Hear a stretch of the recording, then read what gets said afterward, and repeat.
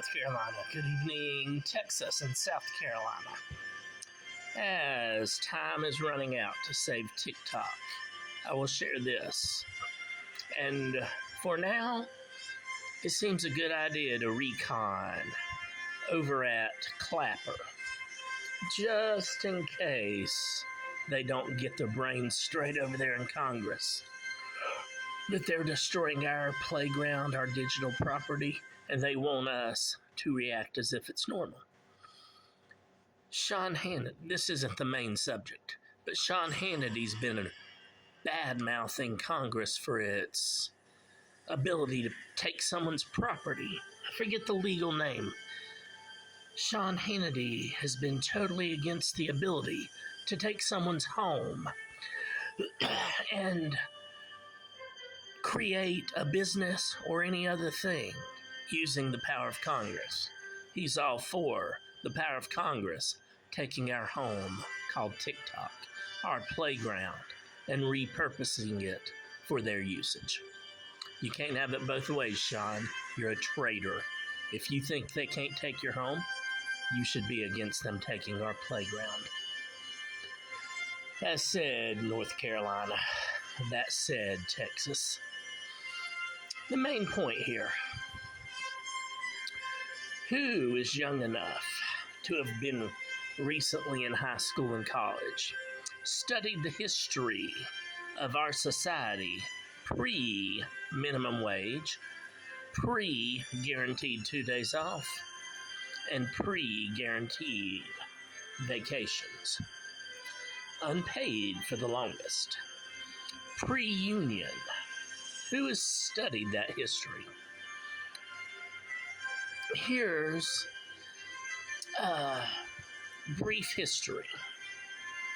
Pre all this, we were a meat packing and factory society. Well, the meat packers were packing, doing very dangerous jobs. A lot of bad things happened to them, and they were getting a penny a week.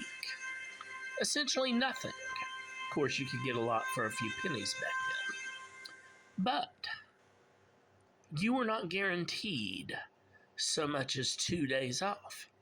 If they needed you to, if you were worn out, you were going to come in anyways.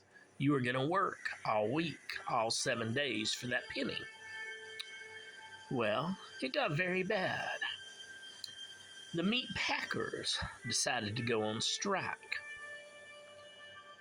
Well, the managers of the meat factories decided to send in the Pinkertons to do things that I can't say on here. And Clapper seems even more restrictive in a silly way. As said, yeah, in a sense, Clapper's more restrictive with a lot less of the benefits. Well, in the same context, to this very day in parts of North Carolina, and I'm sure Texas, there are people who are key to bringing in the tourist trade. But do they get paid for being tourist advertisements? No. They get pushed around, bullied, never allowed to be promoted, never allowed to be a manager. They're used and exploited.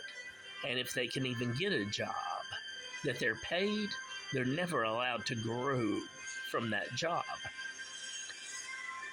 Right now, our friend, your friend, my friend, our friend, Fun Guy, he's on vacation right now, digital and otherwise. On the other hand, there's a whole lot of Pinkertons around here trying to bully him, trying to provoke him, wake him up all hours of the day. Because they want him to be out there making them billions while he gets pennies in return.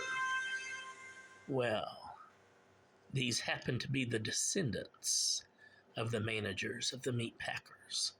And that is exactly why, as it was then, it is now. If you bully people for being on vacation, you're the most worthless user and exploiter and laziest slacker known to man.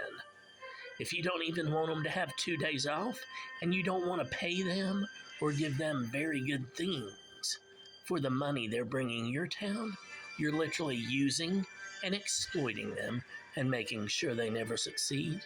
Anyone remember a not so long ago war that our grandparents fought that had a lot of that in it? Thank you.